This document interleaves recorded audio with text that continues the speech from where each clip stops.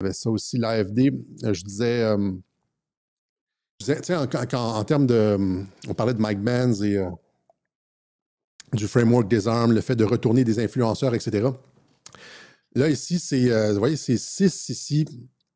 L'AFD, parti d'extrême droite allemand, subit une série de décès de candidats avant les élections locales. 6 candidats d'extrême droite de l'AFD décèdent quelques jours avant les élections. Les autorités allemandes rejettent les spéculations après la mort de 7. Est-ce que vous avez déjà vu ça à quelque part sur. C'est quoi en termes de probabilité? Non. Les autorités allemandes disent que c'est rien, là. Mais quelles sont les probabilités? Là? C'est comme en termes de ligne du temps, là, avec des embranchements. Quelles sont les probabilités d'avoir 7 candidats qui décèdent juste avant les élections, alors que l'AFD est en tête, ici avec 39% des votes? Je ne sais pas si c'est sur l'Allemagne au complet ou dans certaines régions. Mais en tout cas, un parti qui a de plus en plus d'appui, qui est appuyé par Elon Musk, qui a de plus en plus d'appui en Allemagne. Et là, leur candidat décède. Rappelez-vous ce qu'ils ont fait en Roumanie avec Georgescu. Ils ont dit que c'était un agent russe. Ils ont annulé les élections. Ils essaient de se représenter. Non, claque, prison. Même chose avec Robert Fico.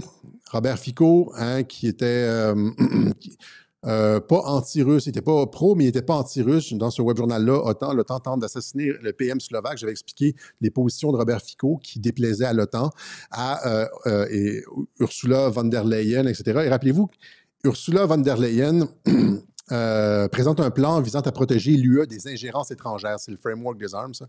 C'est une trame narrative d'ingérence étrangère.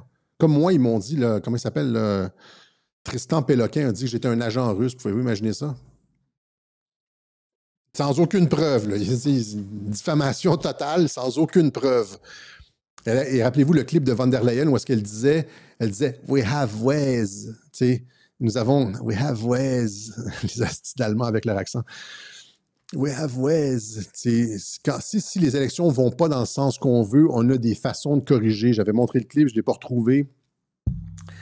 Parce que la façon facile de faire les choses, c'est les forces de l'ordre allemandes recherchent un homme politique d'extrême droite soupçonné d'avoir reçu des fonds russes. C'est genre, tu t'arranges, par des paravents, il y a comme tu fais en sorte que de l'argent, dans les élections, tout le monde reçoit de l'argent, là.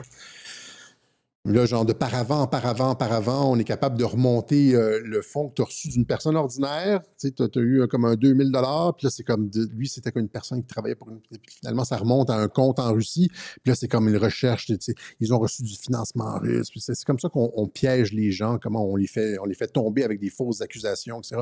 Ça a tout été expliqué par Mike Benz, etc. Mais tout ça pour dire que c'est ça, la guerre, c'est encore une fois, c'est une guerre, c'est pas juste une guerre froide, là, c'est une guerre de l'information chaude, où est-ce que de Fico à Georgescu, en passant par l'AFD, en passant aussi par les influenceurs de notre côté qui se font retourner, hein, comme le dit Malone, là, on paye des influenceurs pour taper dans Donald Trump, pour taper dans RFK.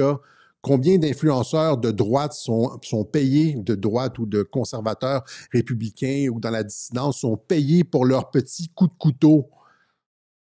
C'est ça la question qu'on doit se poser. Combien sont payés pour leurs petits coups de couteau?